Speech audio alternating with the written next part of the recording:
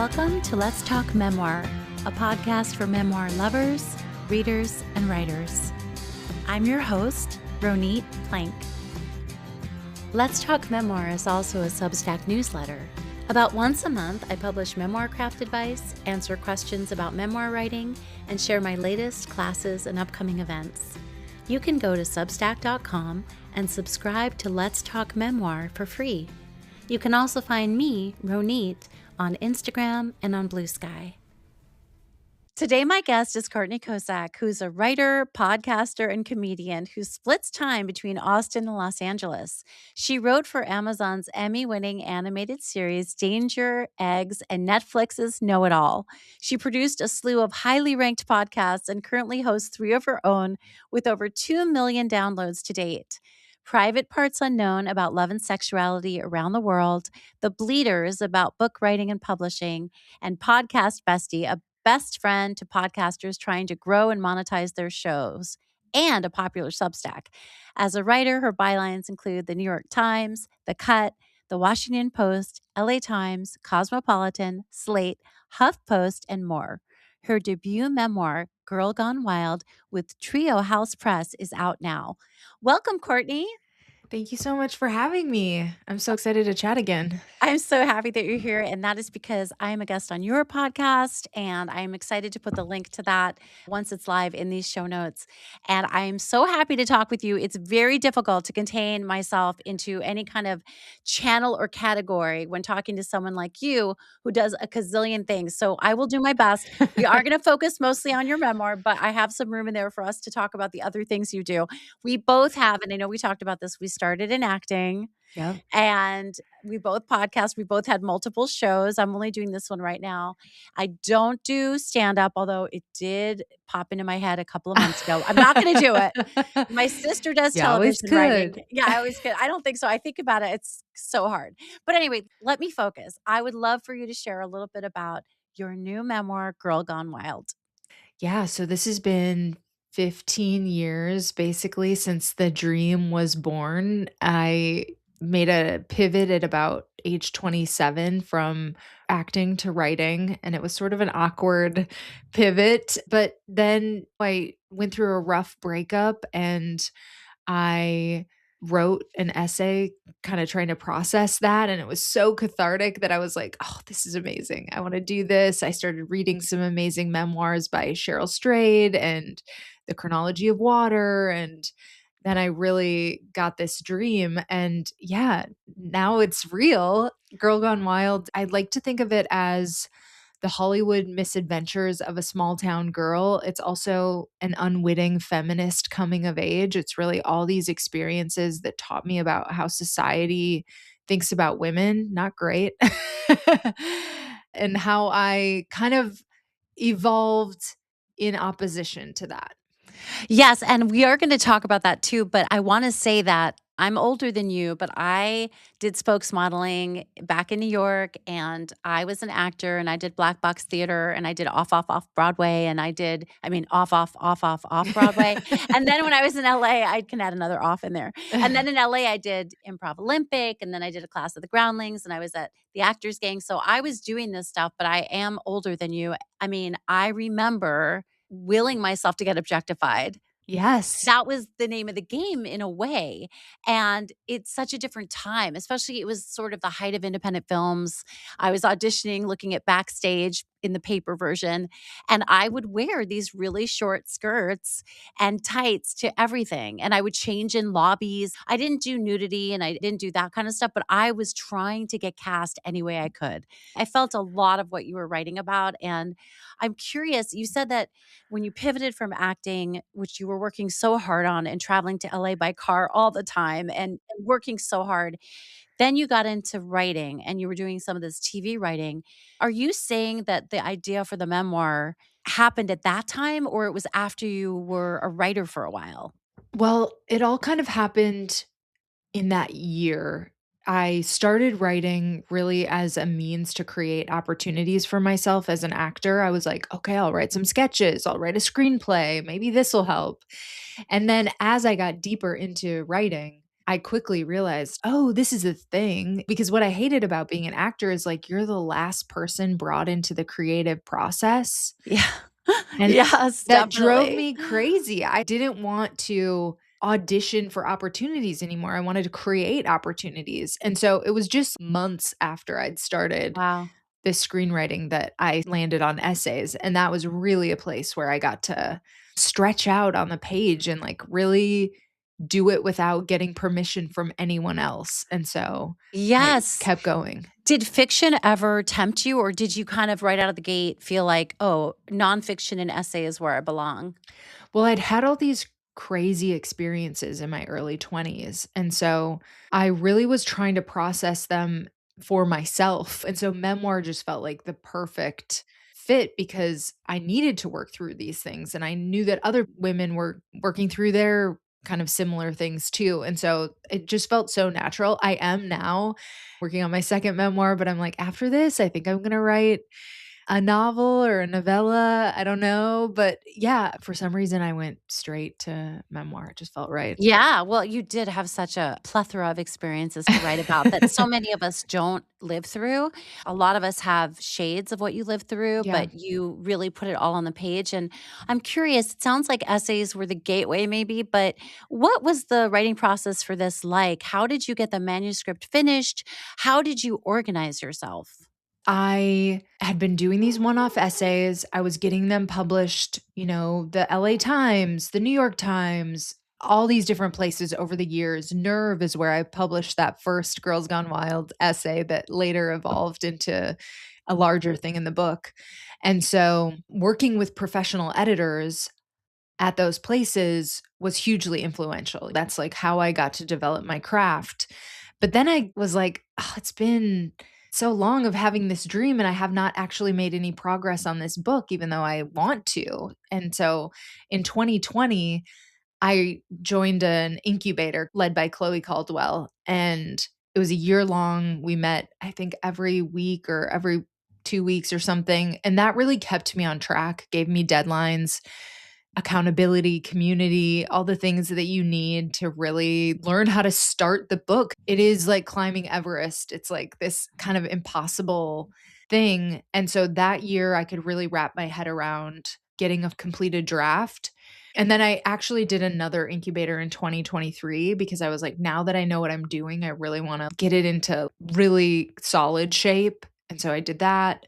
And then I did another extensive revision in early 2024 on my own. And then after I got the book deal, I spent months just like I was suddenly aware, I'd been writing for myself, but I Yeah. was suddenly like, other people are going to read this. People I admire are going to read this. Oh my God, I need to up level this a lot. And so some of it was self-directed, but I do not think I would have a book today if it wouldn't have been for those incubators. I mean, I know you teach and classes have also been so influential for you. And I don't know how anybody does it entirely on their own. Yeah, and I think even if you have a real strong sense of accountability and you make appointments with yourself to write, at some point you need other eyes on your work. I mean, you don't Yes. have to. You certainly can just publish it, but I know I say this all the time on the show, but even a week away from your words shows you the typos and very small granular things as well as larger things. And you really do need other eyes, even if you don't pay for those eyes.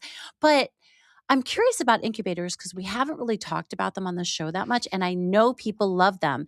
So, just for reference, because I'm sure people are going to be really interested in this, yours was a year long. Is that Yep. right? And I know there are different formats, but this includes real time meetings as well as writing pages. Can you share a little bit about it? Yeah, I'm trying to remember. I think we met for 90 minutes or 2 hours each time, and we did several rounds of submissions where we'd submit 30 pages or 50 pages, or at the end, we were submitting our whole manuscript. And so that was really helpful to have those deadlines where you would get feedback from the instructor and from your classmates. And so you were building towards the manuscript the whole time. We also had people come visit, like Oh, that's working nice. It was artists. Zoom, it was online. So Yeah. people were from all over the states. And yeah, having authors visit and industry people was awesome. And Chloe had published multiple books. So she had a good sense of how things worked, and I also love that she was so pro small presses because I think that's who's doing so much interesting memoir these I days. agree. I definitely agree. Yeah, so it was great to just have I call her my Sherpa of that experience. I needed somebody to, like, help me carry the bags and, like, figure out how to do it, and then it's so interesting because now I'm about to teach an incubator Oh, that's myself great. because yeah, it has been so influential for me, and I'm comparing it to my MFA experience. I think it was more valuable. Oh, you did not. Wait a minute. Can we know where you got your MFA, or now you can't tell me? It's not really a slam on them. I don't know if they're set up in the same way, but, Yeah. like, I'm going to Antioch Yeah. University. I'm going into my final semester. It's valuable, but I was surprised by how much an incubator type program gives it a run for its money. Yeah, and, financially, so this is really interesting. This is worth a really long rabbit hole, which I don't wanna take us down right now because I wanna talk about your book and your writing process, and I want you to read from your book.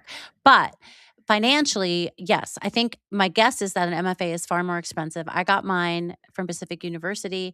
I was not aware of incubators, and I know lots of people offer a version of incubators, or they hire a book coach or do a book coach program. So I think this is one of those moments where people can really think about intuitively what would work for them and who they're gelling with, who they respond to as a teacher, and what kind of gathering helps. You seem Yeah. really social, you're very in the mix, and I know that doesn't mean you don't need private time as well, but having a community to bounce ideas off of, accountability, and just appointments for your work. And especially you kind of want to keep up with the pack, right? So Yeah. it can be some of the best money well spent. And I would not have finished my memoir, I do not think, or even have a memoir if I had not done a program like an MFA, but maybe an incubator would have done the same thing. So thank you for sharing that. And congratulations on the fact that you're going to be doing your own incubator. Thank you. So, yeah, when you were working on the book and you were revising it, your big revision was at some point, and then in 2024 you got the book deal, and you're thinking, "Wow, public people are going to see this. Maybe people I love are going to see this. I now have to prep it even more." So, how did you know what to include in the story and what to leave out? And how do you feel the manuscript changed the most from one of the earliest drafts you created? How did it change the most? This is how I think about it. I think the first draft, the 2020 draft, was about events, right? It's the situation, is getting all of those down on the page and doing a little trial and error of like, does this fit? Does this not fit? And ultimately landing on the thematic spine of the unwitting feminist coming of age really kind of was fused by the end of the year. I had the title Girl Gone Wild, and having the Girls Gone Wild story as kind of the pivotal story really helped ground everything else. And then I got a great feedback letter from Hannah Howard at the end of that 2020 incubator. And she said, I love everything that's here. The next draft, I think, is about what does it mean, making meaning out of it. And so I really focused on that, and especially in 2023, that was really about, like, weeding out what doesn't fit exactly, what's not a puzzle piece clicking into place, ripping that stuff out, and really adding meaning into the different essays. I call them essays. I hope they read like kind of chapters now too, but Yeah, I felt that they were.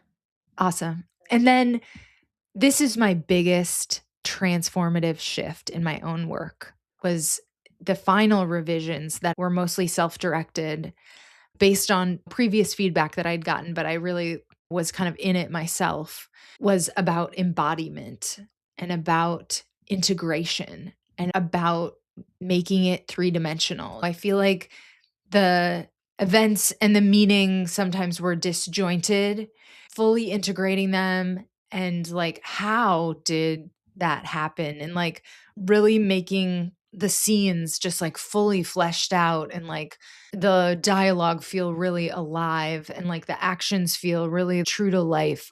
All of that, which was final draft kind of stuff for me, really I feel like even though I wasn't changing that much, like, all of it was kind of there, but the finessing of that just elevated the work 4 times. Isn't it crazy how you can in those Yeah. final drafts, you make kinda small changes, but they're so big in how Yes. they change the work. It sounds like you were working hard on putting the reader there in your Yes. experience, embodied, you said, and to feel that they were there sort of living with you what was going on, and I always love that when you feel like you went to a place Yeah. because you were kind of superimposed on the writer, or the writer was superimposed on you, and you just sort of are looking out through their eyes and what this feels like, and reading your book, I felt very much like, "Oh, no, she's so young and she's doing all this stuff," and I knew some of it, I hadn't done some of it, but some of it I'd done, and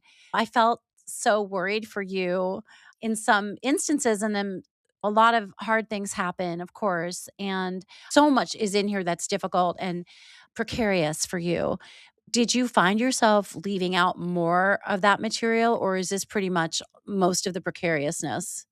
I would say there's more in that maybe there are double beats of a story, a similar thing that kind of felt the same, but I Yeah. wasn't editing based on like I'm saying too much. I really wanted to give the full experience. The only thing that I pulled back on were a few things about other people, about an ex that I had had, and it wasn't unrelated, what I mentioned, but there was a detail that I knew that he would be sensitive about, and so I pulled that back, and I think he was really grateful that I did that, and then there were a couple other just, like, kind of funny things that were about friends that I was just like, "This is hilarious," but it wasn't my story, and so Yeah, yeah, yeah. I really felt kind of protective of them. I'm the exhibitionist here. I'm the person putting myself out here. I don't need to, like, terrorize other people with that.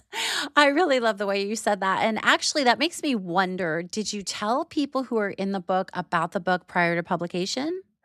For anybody I didn't wanna have a conversation with, I changed names and some details, and I didn't want the book to force me back into relationship with people I didn't wanna be in relationship with. So I was like, I'm just gonna handle that part like that. But there were some people that it's like, I still have something of a relationship with them, or I don't wanna hurt them or whatever. And so there were a handful of people that I reached out to and was like, my friend Danielle and my friend growing up, Carissa. I was like, "Do you want me to use your real name?" I wasn't offering to change anything aside from the name, but I did wanna make sure that they were okay with it, and I reached out to a couple exes as well. I'd already changed one of their names, and the other one wanted their name changed, and I just felt like that was the heads up that I Yeah. wanted to give people. Yeah. Yeah, yeah, I appreciate knowing that, and everyone is so different when they think about their memoir, and I love having that conversation. I was hoping that you can read that excerpt we talked about from page 111. I love that you chose this. Yeah? It's not, I feel like, the go-to, which I really appreciate. So this is from 1311 Nasty Frat. It's kind of the end of Act 1, and I'm eager to get out into the real world, and I'm finishing my last semester of college, which I graduated early from. When I actually went to class that last semester, I felt like I was entering the portal to another dimension. I took advanced acting 1 and 2, but it was disorienting to try to perform Shakespeare so fucking high. My mind was racing with half thoughts and bizarre hypotheticals. Not the ideal headspace for textual analysis. I'd rather play the fool and drink cheap Boone's Farm wine. So I made it part of the scene. Thank God for the infantile cell phone technology of my youth. There is no photographic proof.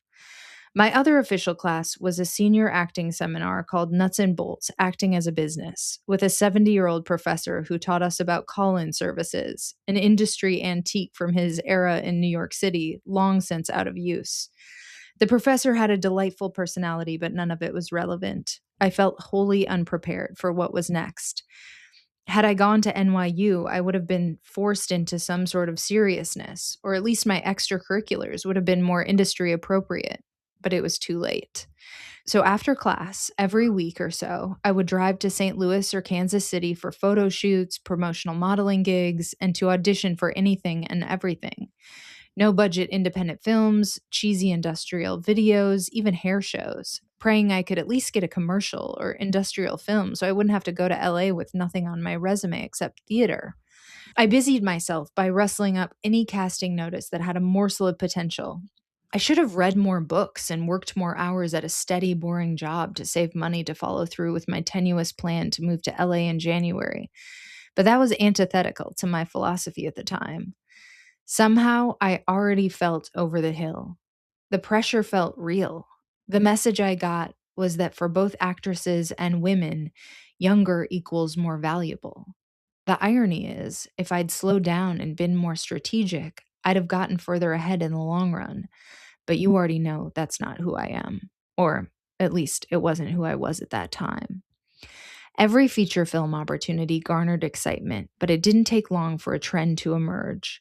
The director was typically an older guy in his 40s. I was 20, about to turn 21. The director would want to take lots of time getting to know his star, talking ad nauseum about method acting and camera angles, which I ate right up. One director in particular wanted to meet up on a regular basis, professing to take the process very seriously. After a quasi romantic meeting at Dave and Buster's, I realized the role he was casting most urgently was that of his girlfriend. It was time to start looking for another debut. Thank you. What was particularly important to you to capture in these pages? I feel like the restlessness was a big part of my high school and college experience, and like the rush of trying to get started on this career that I didn't exactly know how it worked, but I was so driven to try to find out to the best of my ability. I was incredibly passionate about this dream at the time, which has since morphed, but I feel equally passionate about my artistic ambitions today. But yeah, just that sense of like having the engine running and like being so eager to get to the destination. Yeah. Okay, so there's this paragraph I pulled from In the Poisoned Court, and you write, I enjoyed the idea of being his muse. I believe this is a director or producer for a This film. was, yeah, a director. Yep. Yeah. I enjoyed the idea of being his muse. There is something terribly complicated about being an attractive young woman under the watchful eye of every older man you meet. Leering from professors, bank managers, even doctors. The constant attention is intoxicating and gross, and it feels like a damned if you do, damned if you don't source of fleeting power in this patriarchal world. I had to use it. The game was fucked up through no fault of my own. I still had to play it. How else was I supposed to get where I wanted to go? I played as best I could, alternating tough and hard talking with naive and demure. It was an effective recipe for getting older men's attention, but sometimes I tired of my own shtick and rolled my eyes at me, at them, at the whole hopeless dance. I love that so much. I mean, I really appreciate your reflecting on this and these moments you have of contemplating what you were living through and what you were rushing towards so fast, which you just mentioned in a moment ago, but also which you knew was not what you wanted it to be and was wearing you out. And I'm wondering how it felt for you to spend time with this teenage and 20s version of yourself while writing the book and then also now while promoting it. I think it allowed me to empathize with her a lot more than maybe I could immediately after some of those situations. It's like the result isn't exactly what you want it to be. And so for me, not like I blamed myself for everything, but like I would feel bad about things that didn't work out or think it was all my fault or whatever. And going back into these scenes and really living them in as much dimensionality as I possibly could gave me so much compassion for the girl that I was. And like, not everything was my fault. There were systemic structures that were keeping me down. There were other people involved that I was bumping up against. And so, yeah, it was healing to really go back in and be like, oh, girl, you were just really doing your best. Yeah, and so young. Can you talk about the difference between a girl gone wild and a full-grown wild woman, as you say, as you wrote in the book, "A full-grown wild woman"? Yeah. The book title comes from an experience I had selling t-shirts on the Girls Gone Wild tour when I was 21, and it was really such a depressing experience because I just graduated school and I was just trying to make money, and the brand was maybe more innocuous than it actually was in practice. And so I was face to face with this coercion and this exploitation, and that was the brand, was like, "Oh, these girls are just having fun," and that's not what was happening. The girls were being pressured into signing contracts and taking their clothes off and masturbating in front of the camera or doing things with their friends or whatever, and it was not things that they had really thought about before, and then it would go on to affect their life. I met someone actually on my book tour who came out and was like, "A friend sent me this." I was young and on spring break, and Wow. I get flashed or whatever, and then the kids at my school were then passing it around and whatever, and, like, that's not being a girl gone wild. Being a girl gone wild isn't about somebody else controlling you or about you fitting some mold of, like, what a cool girl should be. Being a girl gone wild or a full-grown wild woman is really about taking your power back and really living the version of yourself that you wanna live and writing your rules for yourself and threatening the patriarchy and whatever makes you happy. Like, it just shouldn't be lived for other people or according to other people's standards. Mhm. Takes a long time to get there. I think It it really does. does, right? I have a question about your parents or the closest people in your family. How have they responded to learning the full extent of what was happening with you? So, I have a large extended family, and a lot of them did buy the book because I was like, "It's not for me to tell people not to buy it. Am I gonna go the rest of my career trying to police Yeah. what people consume of my work? I don't want that." And so even though I wasn't like, "Yay, my aunts and uncles are gonna read this," I just made an early decision that that wasn't my call. I did, after I got over that I talk about in the book, wanting my mom to read it, I did warn her beforehand, like, "I don't think you want to read this. I don't think this is gonna make you feel good, and it's not for you." But her and my brother did start to read it, and they only made it up to prom, which I'm like, "Oh, you have no idea. If you can only make it to prom, you really don't know." And then my dad had his feelings based on, like, hypotheticals. He didn't read a page of the book, which is fine. And maybe that's better for you privacy-wise, right? Which is kind of funny because 'cause you're sharing it with the world, but we need our space as writers too. Yeah, I actually have felt for most of my adult life, even though there were moments of wanting my parents to see something I had done or be proud of it, I really have made peace with that they're not supposed to be on this journey with me, and it's okay. And yeah, I mean, I was just up at my parents' house and we had a whole talk about it. And here's what I think is kind of ironic is there is a lot of wild stuff in the book, but I also think there are some innate Midwestern values and there's some sweet stuff about my grandmas and like I didn't go deep into Girls Gone Wild and I didn't go deep into some of those experiences were short because That's too much. it's too much, yeah, and so, ironically, the lesson is that kind of, right? Of, like, me opening a door and being like, "Oh, no, I don't actually want that," but I don't think my parents would read it and process it in that same way, and so they don't need to, it's fine. Yeah, yeah. Well, which of your many projects is giving you the most joy right now? If you don't wanna pick between your babies, that's okay, but what are you really excited about right now? There's so much, but I cannot wait. So I have this half of a second memoir that is kinda sitting in the drawer waiting for me to pick it back up, and I really wanted to spend months making sure I could spread Girl Gone Wild out into the world, and so I'm happy to be doing that.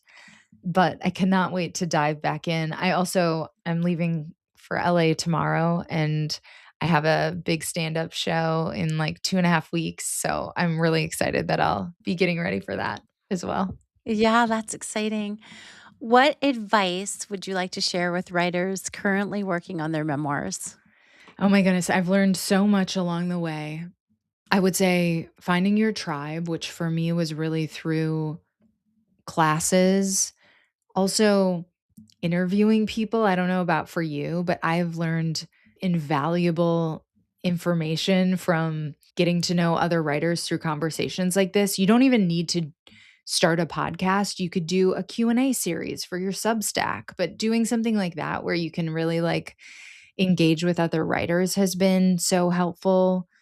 But I really think, yeah, classes, having external deadlines, all of that has been so good at teaching me all these different ways of how to be a writer where I could really adopt my own style craft wise and in terms of like how I'm going to execute writing a draft. And it's been so helpful that now that I go into this second memoir, I don't need as much of that because I learned so much from this first part of the journey. Yeah, thank you for that. Are there a couple of books you wanna recommend that informed your writing process? I don't usually love craft books, but I think it's John McPhee's Draft Number 4 is so good at structure. I can't even tell you how exactly it influenced my writing, but it definitely did. I also read a book called Finger Exercises for Poets. Oh, yes. Wait a Do you know minute. this book? Wait, I do, I have it. I It's just so bought it. good. Dorianne Locks? Yes. Yes. Yes, she taught at Pacific. Yeah. She's fantastic. I didn't know her before this book, but getting acquainted with that much variety of poetry was amazing, and I really learned about the idea of the controlling image, and that is something that I think I used a little bit of maybe by accident in Girl Gone Wild, but it's definitely something that I'm thinking about as I'm going into this next memoir. Cheryl Strayed's Wild and Tiny Beautiful Things were both incredibly influential books for me. And I recently revisited Tiny Beautiful Things, and I just love her plain spoken prose. I love her wisdom. She is a best selling memoirist to the nth degree for a reason. And so her work is so valuable. And then for people who are interested in nonfiction more broadly, I read The Wager by David Grann. Have you read this? Oh my God. So his other books are good too, but he's a master at this point. What I love about aging writers is like they usually keep getting better. And so he researched this. It's about a shipwreck centuries ago. He researched it, and the language is so good. It starts with the only impartial witness was the sun. It's like so good. And what I love about it is despite that it's not memoir, it's somebody else's story, and yet his voice as an author is so strong and distinct. And so I feel like it's just a good read for anybody trying to write amazing nonfiction. Oh, thank you. I will add that to my my very long and ever-growing list because I I'm know, sure right? I don't know what I'm gonna do. I need another life to read I all these books. know. I'll put those in the show notes, and I also wanna put links to the best places for people to find you and get a copy of Girl Gone Wild. So can you share those? Yeah, so I'm all over social media at Courtney Kocak. My last name is Kocak. I really spend a lot of time on Instagram. I love Substack. So check out my Substack about book writing and publishing. It's called The Bleeders. You're on there soon, so Woohoo! Yeah, I cannot can't wait wait. to release that episode. Yeah, I have another podcast about love and sexuality around the world that is called Private Parts Unknown you can check out. I do a lot of feminist interviews over there, and then you can get Girl Gone Wild wherever you get books. You can get it at The Bad Place, you can get it at bookshop.org, Barnes& and Noble, you can request it from your local bookstore. I learned that you can request books from your library, which is amazing. Yes, and apparently we have to because it doesn't always just appear in their queue. You have to Yeah. kind of get people to ask for it. Even though it's totally free, it's such a good way to support writers. My publisher's like, "Librarians never return books." Yeah, they're so great. Yes, they're so great. Okay, I'll put all those links in the show notes, and I wanna thank you so much for spending this time with me and for being my guest. This was wonderful, and congratulations on Girl Gone Wild. Thank you so much. Both of our conversations have been such a pleasure. Thank you for listening to Let's Talk Memoir. For more about my story and the project that started me on my memoir-loving path, you can check out my memoir, When She Comes Back, which is available wherever books are sold and as an audiobook that I narrated. For more about this episode and my guest, please visit the links in the show notes. You can also find a complete catalog of Let's Talk Memoir episodes at ronitplank.com/Let's Talk Memoir. Let's Talk Memoir is also on Substack. About once a month, I publish memoir craft advice, additional interviews, and upcoming classes that I'm offering. There's no paywall. If you are a fan of Let's Talk Memoir, please feel free to share it with your friends. And if you feel moved to leave a podcast rating and review, I appreciate it very much. That helps more writers and readers find the show. Thank you so much for being here.